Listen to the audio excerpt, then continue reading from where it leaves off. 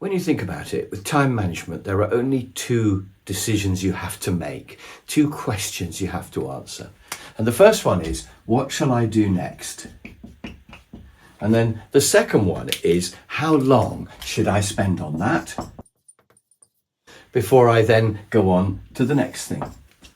So we just go round and round. What shall I do next? How long for? Then what shall I do next? How long for? They're the only two questions.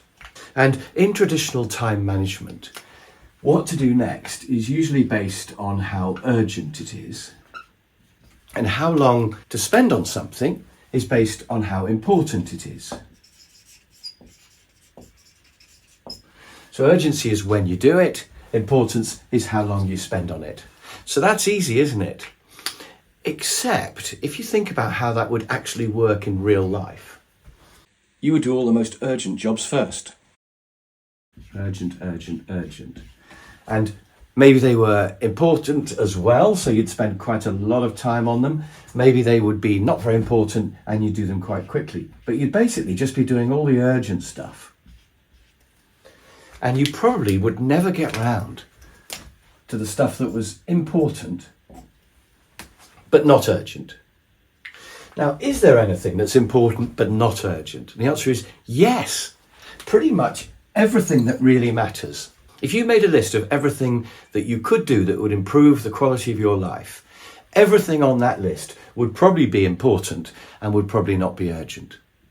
If you made a list of everything you would do if you had more time, it would be important but not urgent. You'd probably say more time with your friends and your family, exercise, time in nature, travel. In your personal life, those are all things that are important but not urgent. And at work, it would be things like training yourself, training your team, planning the future strategy, improving systems, thinking, all those things that are definitely important and are also not urgent. You can always leave them till tomorrow. So there is very much a category of stuff that's important but not urgent. In fact, I would say that the things that are important are usually not urgent, and the things that are urgent are usually not important. But we don't have time to get into why that is just at the moment. So, going back to this little system that we're always taught, the next thing should be urgent, and then the time you spend should be how important it is. Now, the risk is your whole day will just be urgent stuff and you'll never get around to the important. Now, what can we do about that? Well, ideally, we would alternate. So you would do something urgent and something important, and you would basically just alternate all day. That would probably be the ideal time management approach, if you could do it. But the problem is we can't really, because we have many more urgent jobs than we have important ones. And also the urgent ones tend to be less important, they tend to be quicker, whereas the important jobs tend to be quite big. So I would like to suggest that you could do, let's say, 4 urgent jobs and then put in an important one. 4 more urgent jobs, put in an important one. Few more urgent jobs. And you might only get round to doing perhaps 2 important things per day. That would still be a good day. It'd still be better than most people's days, probably most of your days and my days. So just 2 important jobs a day, and you'd put them onto your jobs to do list to try to encourage yourself to do them.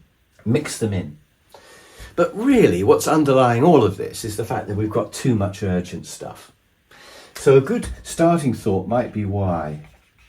Why have we got so much urgent stuff? What's wrong with our systems? What's wrong with the people we work with? And then try to reduce the amount of urgent stuff. And you'll probably have seen one of my other talks where I talk about how there are 5 options for reducing the amount of urgent, which are saying no, negotiating over who does it or doing part of it, delegating some of it to other people if you can, having better systems,